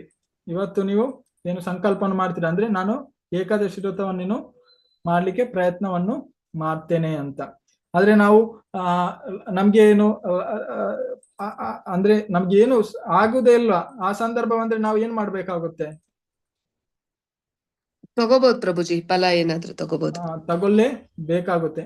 ಯಾಕಂದ್ರೆ ಒಂದು ಪ್ರಭು ಶ್ರೀತಲ ಅವ್ರು ಹೇಳಿದ್ರು, ಈಗ ಭಗವಂತನ ನಮ್ಗೆ ಭಗವಂತ ಬಂದು ನಿಂತಿದ್ದಾರೆ, ಭಗವಂತನಿಗೆ ನಾವು ಸೇವೆ ಮಾಡ್ಬೇಕು. ಈಗ ನೀರು ಕೊಡ್ಬೇಕು, ಏನಾದ್ರು ಕೊಡ್ಬೇಕು. ನಾವು ಹೇಳಿದ್ರೆ ಓ ನಿರ್ಜಲ ಮಾಡ್ತಿದ್ದೇವೆ, ನನಗೆ ಆಗುದಿಲ್ಲ, ಅದು ಸರಿನಾ? ತಪ್ಪು ಪ್ರಭುಜಿ, ಆ ರೀತಿ ಹೇಳೋ ಆಗಿಲ್ಲ. ನಿಮ್ಗೆ ಈಗ ತುಂಬಾ ಬೇಕಾದವ್ರು ಯಾರಾದ್ರೂ ಇದ್ದಾರೆ ಅಂತ ಅನ್ಕೊಳ್ಳಿ, ನೀವು ಅವ್ರ ಹತ್ರ ಹೇಳ್ತೀರಿ, ನೀವು ಅವ್ರನ್ನ ನೋಡ್ಕೊಳ್ತಿದ್ದೀರಿ, ಹಾಗೇನೆ ನೀವು ಅವ್ರಿಗೆ ಏನು ಕೊಡುದಿಲ್ಲ. ನೀವ್ ಹೇಳ್ತೀರಿ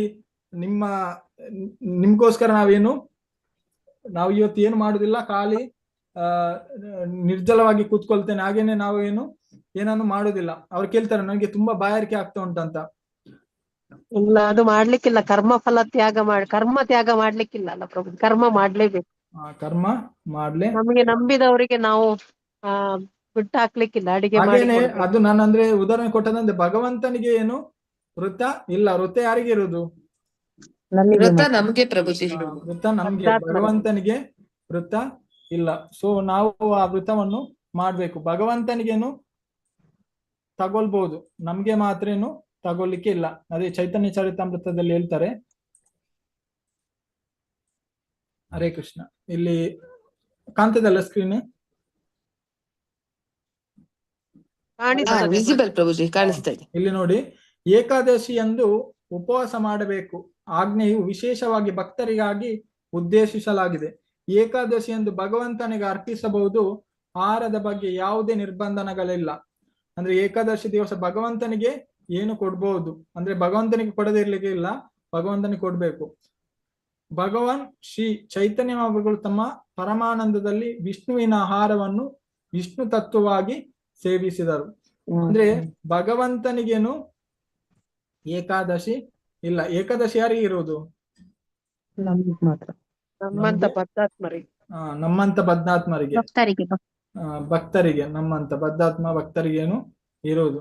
ಹಾಗೇನೆ ನಾವು ಮಾಡಿದಂತ ಪೂರ್ವ ಜನ್ಮದ ಕರ್ಮದಿಂದಾಗಿ ನಾವೇನು ಈ ಉರಿವೆಯಲ್ಲಿ ಅಂದ್ರೆ ಈ ಭೂಮಿಯಲ್ಲಿ ನಾವೇನು ಬಂದಿದ್ದೇವೆ. ಈ ಭೂಮಿಯಿಂದ ನಾವೇನಾದ್ರೂ ಹೊರಗೆ ಹೋಗ್ಬೇಕು ಅಂದ್ರೆ ನಾವೇನು ಈ ಕೊಟ್ಟ ನಿಯಮಗಳನ್ನು ಪಾಲನೆ ಮಾಡಲೇಬೇಕು. ಏಕಾದಶಿ ವ್ರತವನ್ನು ನಾವು ಚಾಚು ತಪ್ಪದೇನು ಪಾಲನೆಯನ್ನು ಮಾಡಲೇಬೇಕು. ಹಾಗೇನೆ ಈ ವ್ರತ ಮಾಡೋದ್ರಿಂದ ನಮ್ಗೆ ಏನಾಗುತ್ತೆ, ನಮ್ಗೆ ಬೇರೆ ಏಕಾದಶಿಯಲ್ಲಿ ನಮ್ಗೇನಾದ್ರೂ ತಪ್ಪಾಗಿದ್ರು ಸಹ ಏನು ಈಗ ಏಕಾದಶಿ ಮಾಡುವುದರಿಂದೇನು ಆ ಎಲ್ಲ ತಪ್ಪನ್ನೇನು ಭಗವಂತ ಕ್ಷಮಿಸ್ತಾರೆ ಅಂತ ಹೇಳ್ತಾರೆ. ಅದಕ್ಕೋಸ್ಕರ ನಾವು ನಮ್ಮ ಪ್ರಯತ್ನವನ್ನು ಸಂಪೂರ್ಣವಾಗಿ ಮಾಡ್ಬೇಕು. ಈಗ ಏಕಾದಶಿಯನ್ನು ನಾನು ಮಾಡ್ತೇನಂತ. ಹಾಗೇನೆ ಭೀಮ ಹೇಗೆ ಆ ಭಗವಂತನಿಗೇನು ಪ್ರಾರ್ಥನೆಯನ್ನು ಮಾಡ್ತಾರೆ, ಅದೇ ರೀತಿ ನಾವೇನು ಮಾಡ್ಬೇಕು. ಅದಲ್ಲದೆ ನಾವು ಅಹಂಕಾರದಿಂದ ನಾವು ಯಾವುದನ್ನು ಮಾಡ್ಲಿಕ್ಕೆ ಹೋಗ್ಬಾರ್ದು. ಸೊ ಭಗವಂತನಿಗೆ ಪ್ರೀತಿ ಬರ್ಬೇಕು, ಭಗವಂತನ ಭಕ್ತಿಗೆ ಪಾತ್ರರಾಗಬೇಕು ಅನ್ನೋದ ಉದ್ದೇಶದಿಂದ ನಾವೇನು ಈ ಏಕಾದಶಿಯನ್ನು ನಾವೇನು ಮಾಡ್ಲೇಬೇಕು. ಇಲ್ಲದಿದ್ರೆ ನಾವು ಭಗವಂತನ ಪ್ರೀತಿ ಪಾತ್ರರಾಗ್ಲಿಕ್ಕೆ ಸಾಧ್ಯ ಇಲ್ಲ.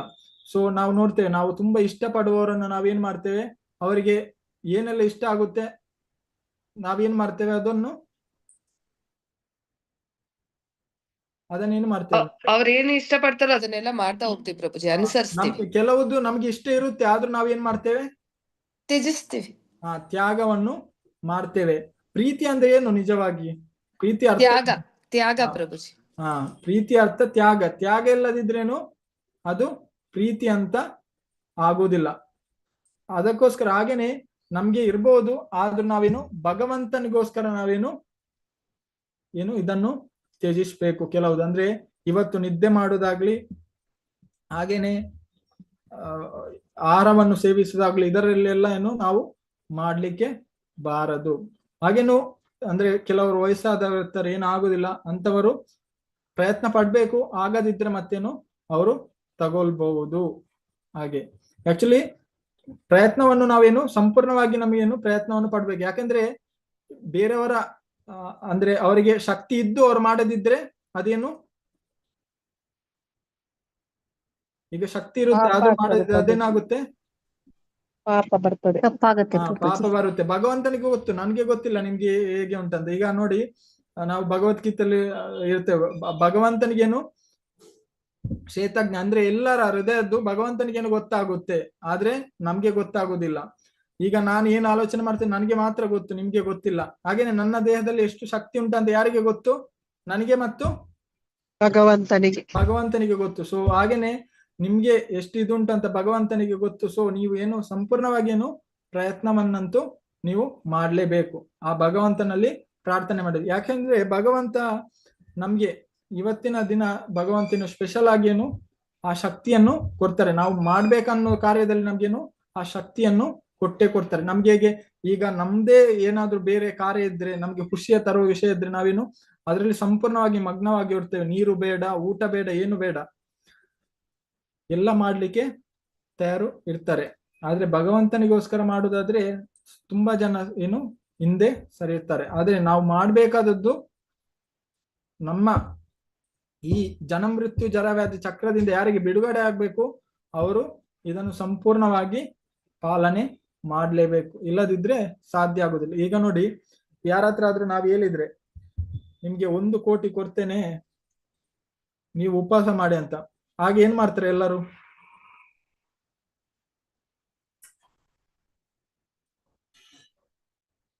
ಏನಾದ್ರೂ ಹಣ್ಣು ಗಿಣ್ಣು ಎಲ್ಲ ತಿಂತಾರೆ. ಆಸೆ ಪಟ್ಟು ಉಪವಾಸ ಮಾಡ್ತಾರೆ. ಮಾಡ್ಲಿಕ್ಕೆ ಅಲ್ಲ, 1 ದಿವಸ ಅಲ್ಲ 3 ದಿವಸ ಮಾಡ್ತಾರೆ. 1 ಕೋಟಿ ಕೊಡ್ತೇನೆ ಅಂತ ಹೇಳಿದ್ರೆ ಮಾಡುದಿಲ್ವಾ? ಈಗ 1 ಕೋಟಿ ಸಿಗ್ತದೆ ಅಂತ ಹೇಳಿದ್ರೆ ಅದು ಅವರು ಜಾಸ್ತಿ ಅಂದ್ರೆ ಸಾಯೋ ಟೈಮಲ್ಲಿ ಹೇಳ್ತಾರೆ ಬೇಡ ಬೇಡ ಅಂತ. 3 ದಿವಸ ಬೇಕಾದ್ರೂ ಮಾಡ್ತಾರೆ ಪ್ರಭು, ಕೋಟಿ ಬರುತ್ತೆ ಅಂತ. ಕೋಟಿ 1 ಕೋಟಿ ಕೊಡ್ತೇನೆ ಅಂದ್ರೆ ಅದು ಎಲ್ಲಿಂದ ಶಕ್ತಿ ಬರುತ್ತೆ ಅಂತ ಗೊತ್ತಿಲ್ಲ ಅವರಿಗೆ. ಇಲ್ಲದ ಶಕ್ತಿ ಎಲ್ಲ ಬಂದು ಬಿಡುತ್ತೆ, ಮಾಡಿ ಮಾಡ್ತಾರೆ. ಆದ್ರೆ ಭಗವಂತನಿಗೋಸ್ಕರ ಅಂದ್ರೆ ನಾವು ಮಾಡಲ್ಲ. ಆದ್ರೆ ಇದರ ಯಾಕೆ ಮಾಡುದಿಲ್ಲ ಅಂದ್ರೆ ಇದರ ನಮ್ಗೇನು ಇದರ ಪ್ರಯೋಜನ ನಮಗೆ ಗೊತ್ತಿಲ್ಲ. ಈಗ ನೋಡಿ, ಇಲ್ಲಿ ಏನ್ ಹೇಳ್ತಾರೆ ವ್ಯಾಸದೇವರು ಭೀಮಸೇನನ್ಗೆ ಏನ್ ಹೇಳ್ತಾರೆ, ಈ ಉಪವಾಸ ಮಾಡೋದ್ರಿಂದ ಏನು ಸಿಗುತ್ತೆ ಅವರಿಗೆ? ಜನ್ಮ ನರಕದಿಂದ ಬಾಧೆ, ನರಕ ಯಾತನೆಯಿಂದ ತಪ್ಪಿಸ್ಕೋಬಹುದು. ಎಲ್ಲದರಿಂದ ತಪ್ಪಿಸಿ ಭಗವಂತನ ಅಲ್ಲಿಗೆ ಹೋಗ್ಲಿಕ್ಕೆ ಸಾಧ್ಯ ಆಗುದು. ಇದು ಭಗವಂತ ಭರವಸೆಯನ್ನು ಕೊಡ್ತಾ ಇದ್ದಾರೆ. ನೋಡಿ, ನಾನು ಹೇಳಿದಲ್ಲ, ಈಗ ನಮ್ಮ ತುಂಬಾ ಪಾಪ ಅಂದ್ರೆ ಇದು ಸಾಲ, ನಾವು ಮಾಡಿದಂತ ತುಂಬಾ ಪಾಪಗಳುಂಟು, ಸಾಲ. ಭಗವಂತ ಇಲ್ಲಿ ನಮ್ಗೆ ವಚನವನ್ನು ಕೊಡ್ತಿದ್ದಾರೆ, ಅಂದ್ರೆ ನೀನು ಹೀಗೆ ಮಾಡಿದ್ರೆ ನಾನು ನಿನ್ನ ಎಲ್ಲ ಪಾಪವನ್ನೇನು ತೊಡೆದಾಕ್ತೇನೆ ಅಂತ ಇಷ್ಟು ಆಫರ್ ಅನ್ನು ಕೊಡ್ತಿದ್ದಾರೆ. ಆದ್ರೂ ನಾವು ಮಾಡದಿದ್ರೆ ನಾವೇನು ಪಾಪಿಗಳು, ದೊಡ್ಡ ಮೂರ್ಖರು, ಪಾಪಿಗಳಾಗೇನೆ ಮೂರ್ಖರು. ಇಷ್ಟು ಭಗವಂತ ಅವಕಾಶವನ್ನು ಕೊಡ್ತಿದ್ದಾರೆ. ಹಾಗೆ ಕಲಿಯುಗದಲ್ಲಿ ಹೇಳ್ತಾರೆ, ಇಲ್ಲಿ ಹೇಳ್ತಾರಲ್ಲ, ಎಲ್ಲ ನಾವು ಮಾಡಿದಂತೆ ಏನು ಇಲ್ಲಿ ಹೇಳ್ತಾರೆ, ನಾವು ದಾನ ಮಾಡುವ ಎಲ್ಲ ಫಲವು ಯಾವುದರಿಂದ ಸಿಗುತ್ತೆ? ಖಾಲಿ ಏಕಾದಶಿ ವ್ರತ ಮಾಡುವುದರಿಂದ ನಮಗೇನು ಸಾಧ್ಯ ಆಗುತ್ತೆ ಅಂತ ಇಲ್ಲಿ ಹೇಳ್ತಾರೆ.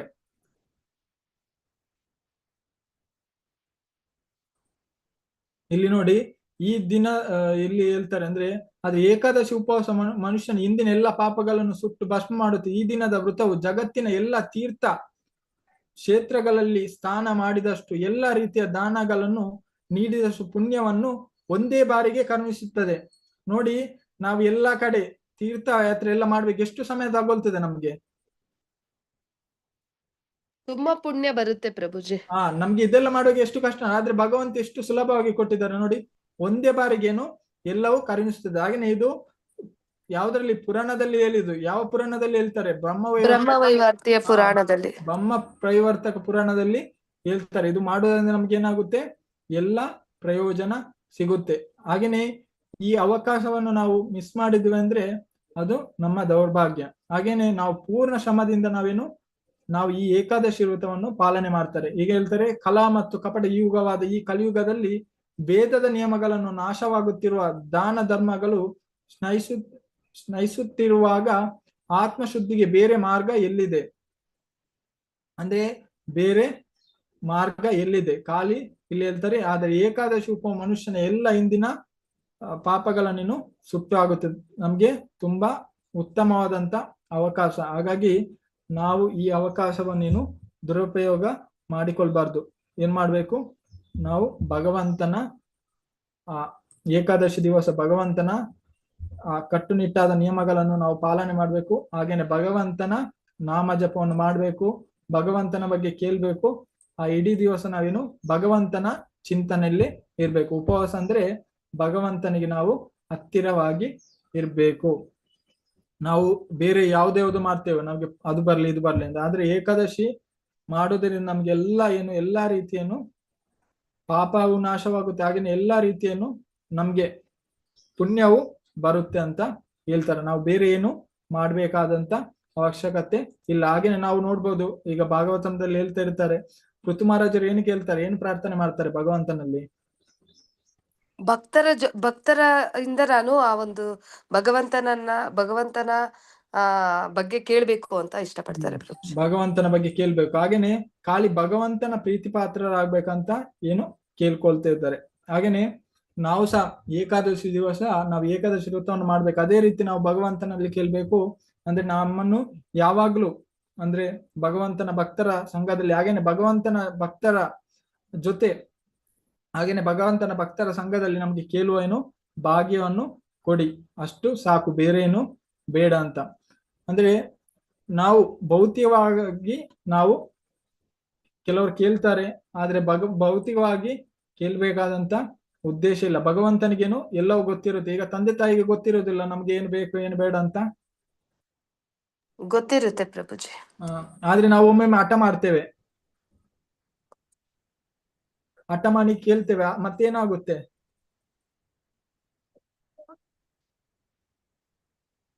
ನೋಡಿ, ಎಲ್ಲದರಲ್ಲೂ ದುಃಖ. ಕೆಲವರಿಗೆ ಉಂಟು ಅಂತ ದುಃಖ, ಕೆಲವರಿಗೆ ಇಲ್ಲ ಅಂತ ದುಃಖ, ಕೆಲವರಿಗೆ ಇರುತ್ತೆ ಸಿಗುತ್ತೆ, ಆದ್ರೆ ಸಿಕ್ಕಿದ ಮೇಲೂ ಅದ್ರಲ್ಲಿ ಏನು ತೃಪ್ತರಾಗೋದಿಲ್ಲ. ಈ ಲೋಭ ಮನುಷ್ಯರ ಇದೇನಂದ್ರೆ, ಇದು ಹೇಳ್ತಾರೆ ಬೆಂಕಿಗೆ ಕಟ್ಟಿಗೆ ಹಾಕಿದ ತರ. ಎಷ್ಟೇ ಬೆಂಕಿಗೆ ಕಟ್ಟಿಗೆ ಹಾಕ್ಲಿ ಏದು ಮಾಡುತ್ತೆ? ಅದು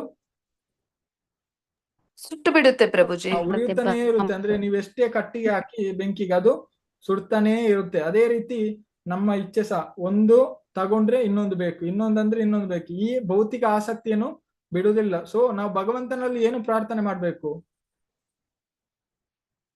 ಭಕ್ತಿಯನ್ನ ಕೊಡಿ ಅಂತ ಹೇಳಿ ಪ್ರಾರ್ಥನೆ. ಭಗವಂತನ ಭಕ್ತಿಯನ್ನು ಕೊಡಿ, ಭಗವಂತನ ಭಕ್ತಿ ಸೇವೆಯನ್ನು ಕೊಡಿ.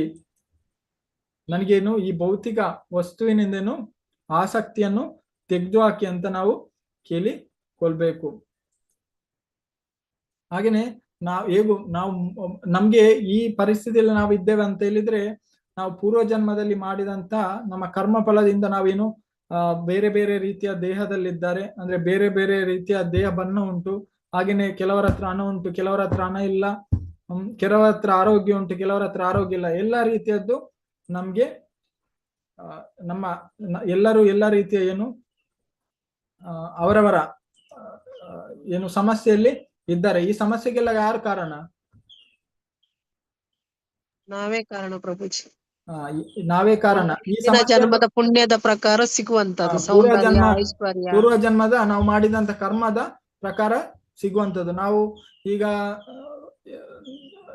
ನಾವು ಖಾರ ತಿಂತೇವೆ, ಮತ್ತೆ ನಮ್ಗೆ ಏನಾಗುತ್ತೆ?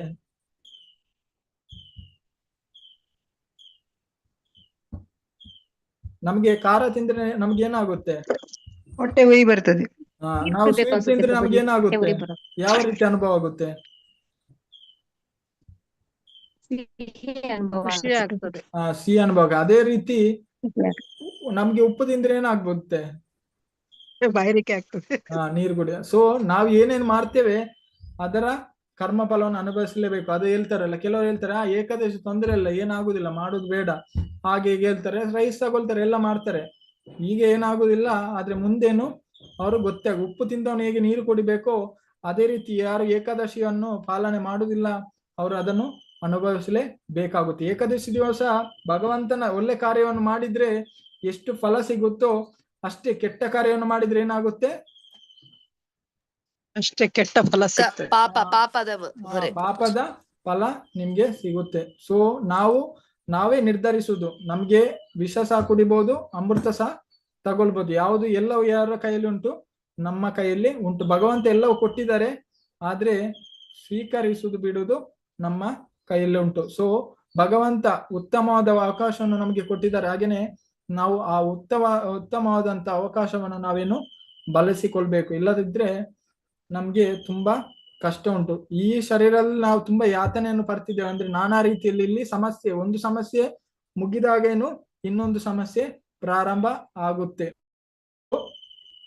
ನಾವು ಇಲ್ಲಿಂದ ಬಿಡುಗಡೆ ಹೊಂದಬೇಕಾದ್ರೆ ನಾವು ಆ ಶಾಸ್ತ್ರದಲ್ಲಿ ಏನು ಕೊಟ್ಟಿದ್ದಾರೆ ನಮ್ಗೆ ಆ ಆಚಾರ್ಯರು, ಅದನ್ನೆಲ್ಲ ನಾವೇನು ಪಾಲನೆಯನ್ನು ಮಾಡಬೇಕು. ಪಾಲನೆಯನ್ನು ಮಾಡದಿದ್ರೆ ನಾವೇನು, ನಮ್ಗೆ ಸಮಸ್ಯೆ ಇದ್ದದ್ದೇ ಸಮಸ್ಯೆ, ಬೇರೆ ನಮ್ಗೆ ಮಾರ್ಗ ಇಲ್ಲ. ನೋಡಿ, ಈಗ ಕೆಲವರು ಹೇಳ್ತಾರೆ ಸ್ವಲ್ಪ ಅಲ್ಲ, ಏನಾಗುದಿಲ್ಲ, ಸ್ವಲ್ಪ ಮಾಡುದಲ್ಲ ಅಂತ.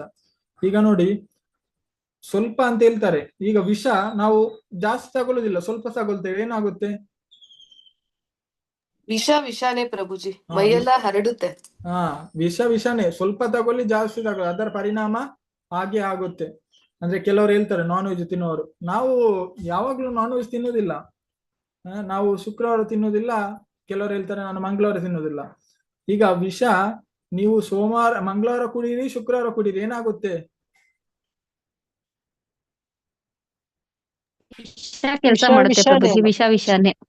ವಿಷನೇ ನಮ್ಗೆ ಅದರ ಪ್ರಭಾವ ಬೀರುತ್ತೆ. ಸೋಮವಾರ ಬಿಡ್ತೇನೆ, ಇಲ್ಲ, ಅದರ ನಮ್ಗೆ ಎಫೆಕ್ಟ್ ಆಗೇ ಆಗುತ್ತೆ. ಅದೇ ಪ್ರಕಾರವಾಗಿ ನಾವು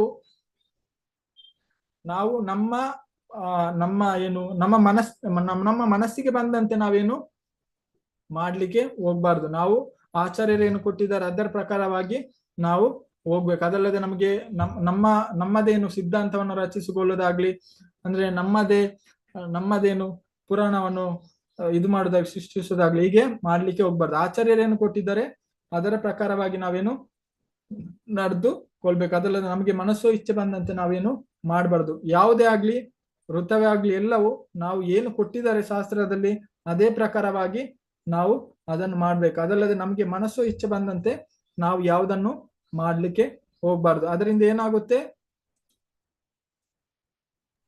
ಅಂದ್ರೆ ಜನ್ಮ ಮೃತ್ಯು ಜರಾವ್ಯಾಧಿಗೆ ಮತ್ತೆ ನಾವು ಸಿಕ್ಕಿಕೊಳ್ತೇವೆ, ಹಾಗೇನೆ ನಾವು ತೊಂದರೆಗೆ ಸಿಕ್ಕಾಗ್ತೇವೆ. ಪ್ರಭುಪಾದ ಹೇಳ್ತಾರೆ ಯಾವಾಗ್ಲೂ of knowledge is always danger. ಅಂದ್ರೆ ಅರ್ಧ ಜ್ಞಾನ ಇರುವವನು ಯಾವಾಗ್ಲೇನು ಸಮಸ್ಯೆಯಲ್ಲಿ ಸಿಕ್ಕೊಳ್ತಾನೆ. ಹಾಗೇನೆ ನಾವು ಏನು ಕುರುಡರ ಹಿಂದೆ ಹೋದ್ರೆ ನಾವು ಸಹ ಏನು ಹೇಳ್ತಾರೆ ಗುಂಡಿಗೆ ಬೀಳ್ತೇವೆ. ಅದೇ ಪ್ರಕಾರವಾಗಿ ನಾವು ಯಾವಾಗ್ಲೂ ಭಕ್ತರಿಂದ ಏನು ಸಮಸ್ಯೆ ಬಂದ ಭಕ್ತರಿಂದ ಏನು ನಾವು ಪರಿಹಾರವನ್ನು ತಗೊಳ್ಬೇಕಂತ ಹೇಳ್ತಾರೆ. ಇಲ್ಲಿ ಭೀಮ ಯಾರ ಹತ್ರ ಕೇಳ್ತಾರೆ ಪರಿಹಾರವನ್ನು, ವ್ಯಾಸ ಮಹರ್ಷಿಗಳಲ್ಲಿ ಪರಿಹಾರವನ್ನು ತಗೊಳ್ತಾರೆ. ಅದೇ ರೀತಿ ಭಗವಂತನ ಭಕ್ತರು ಯಾವಾಗ್ಲೂ ಭಗವಂತನ ಭಕ್ತರಿಂದಲೇ ಏನು ಸಲಹೆಯನ್ನು ತಗೊಳ್ತಾರೆ. ಯಾವುದೇ ಆಗ್ಲಿ ಆಧ್ಯಾತ್ಮಿಕವಾಗಿ ಸಮಸ್ಯೆ ಬಂದಾಗ ಯಾರ ಹತ್ರ ಸಲಹೆಯನ್ನು ತಗೊಳ್ಬೇಕು, ನಾವು ನಮ್ಮ ಹಿರಿಯ ಭಕ್ತರೊಂದಿಗೆ ನಾವೇನು ಸಲಹೆಯನ್ನು ತಗೊಳ್ಬೇಕು. ಅದಲ್ಲದೆ ನನ್ನ ಮನಸ್ಸಿಗೆ ಏನು ತೋಚುತ್ತೋ ಅದೇ ಪ್ರಕಾರವಾಗಿ ನಾವೇನು ಮಾಡ್ಲಿಕ್ಕೆ ಹೋಗ್ಬಾರ್ದು, ಅದು ತಪ್ಪಾಗುತ್ತೆ. ಅದಕ್ಕೇನೆ ನಿರ್ಜಲ ಏಕಾದಶಿ ಸಹ ನಾವು ಸಂಪೂರ್ಣವಾಗಿ ಏನು ನಮ್ಗೆ ಗೊತ್ತು, ನಮ್ಮ ಕೆಪಾಸಿಟಿ ಗೊತ್ತು, ಹಾಗೇನೆ ಭಗವಂತನಿಗೆ ಸಹ ಗೊತ್ತು. ನಾವು ನಮ್ಮಲ್ಲಿ ಶಕ್ತಿ ಇದ್ರೆ ನಾವು ಸಂಪೂರ್ಣವಾಗಿ ಏನು ಆ ಪಾಲನೆಯನ್ನು ನಾವು ಮಾಡಲೇಬೇಕು. ಇಲ್ಲ ಅಂದ್ರೆ ನಾವು ಜಲ ತಗೊಂಡ ಫ್ರೂಟ್ಸ್ ತಗೊಂಡ ಏನು ನಾವು ಭಗವಂತನೇನು ಭಗವಂತನ ಭಕ್ತಿ ಸೇವೆಯನ್ನು ನಾವು ಮಾಡ್ಬೇಕು. ಭಗವಂತನ ನಾಮ ಜಪವನ್ನು ನಾವು ಮಾಡ್ಬೇಕು. ಮಾಡಿದ್ರೆ ತುಂಬಾ ಒಳ್ಳೆಯದು. ಪ್ರಯತ್ನವನ್ನು ಪಡ್ಬೇಕು. ಹಾಗೆಲ್ಲ ನೀವೆಲ್ಲ ಪ್ರಯತ್ನವನ್ನು ಪಡ್ತೀರಲ್ಲ, ಇವತ್ತು ಮಾತಾಜಿ ಹೇಳಿದ್ರು ಹೇಳ್ಬಾರ್ದಂತೆ, ಹಾಗೆ ನಾವು ಪ್ರಯತ್ನವನ್ನು ಪಡ್ಬೋದಲ್ಲ. ಪ್ರಯತ್ನ ಪಡ್ತಾ ಇದೀವಿ ಪ್ರಭುಜಿ. ಓಕೆ, ಪ್ರಯತ್ನ ಪಡುವ. ಸಂಪೂರ್ಣವಾಗಿ ಎಲ್ಲರೂ ಎಲ್ಲರೂ ಪ್ರಯತ್ನವನ್ನು ಪಡ್ತೀರಲ್ಲ. ಹಾ ಪ್ರಭುಜಿ. ಆಯ್ತು ಪ್ರಭುಜಿ, ಹರೇ ಕೃಷ್ಣ. ಪಡ್ತೇವೆ. ನೋಡಿ ಆಯ್ತು ಪ್ರಭುಜಿ, ಮಾಡ್ತೀವಿ ಪ್ರಭು.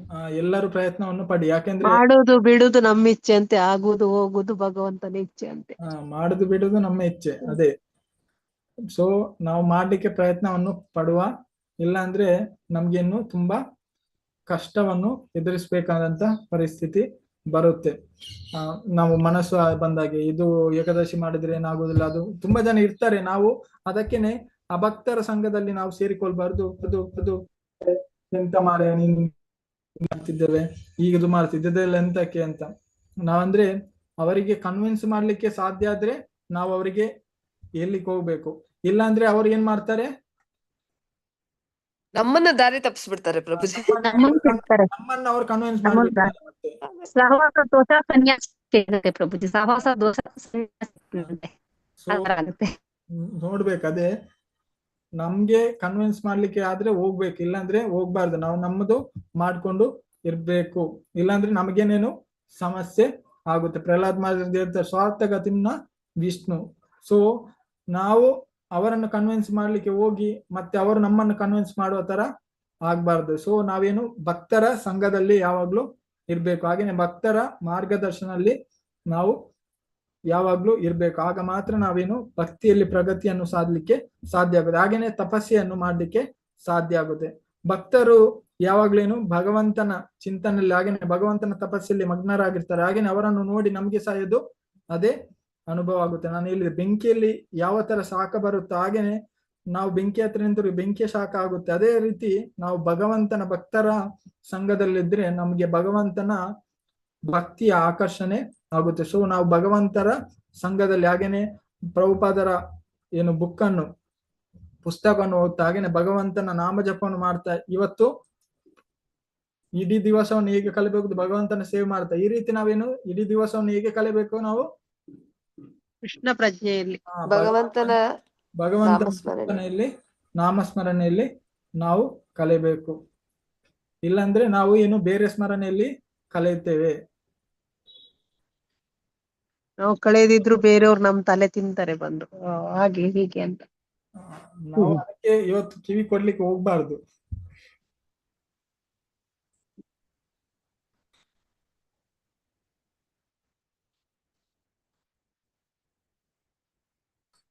ಓಕೆ, ಹಾಗೆ ಹೇಳ್ತಾ ನಾನು ಇವತ್ತಿಗೆ ಇಲ್ಲಿಗೆ ಏಕಾದಶಿ ವ್ರತ ಕಥೆಯನ್ನು ಇಲ್ಲಿಗೆ ನಾವು ಮುಕ್ತಾಯ ಮಾಡೋದು. ಹರೇ ಕೃಷ್ಣ ಎಲ್ಲರಿಗೂ. ಧನ್ಯವಾದಗಳು ಪ್ರಭುಜಿ. ಹರೇ ಕೃಷ್ಣ. ಹರೇ ಕೃಷ್ಣ. ಧನ್ಯವಾದಗಳು. ಹರೇ ಕೃಷ್ಣ. ಹರೇ ಕೃಷ್ಣ ಎಲ್ಲರಿಗೂ. ಹರೇ ಕೃಷ್ಣ. ಧನ್ಯವಾದಗಳು ಪ್ರಭುಜಿ. ಹರೇ ಕೃಷ್ಣ. ಧನ್ಯವಾದಗಳು ಪ್ರಭು. ಧನ್ಯವಾದಗಳು ಪ್ರಭುಜಿ.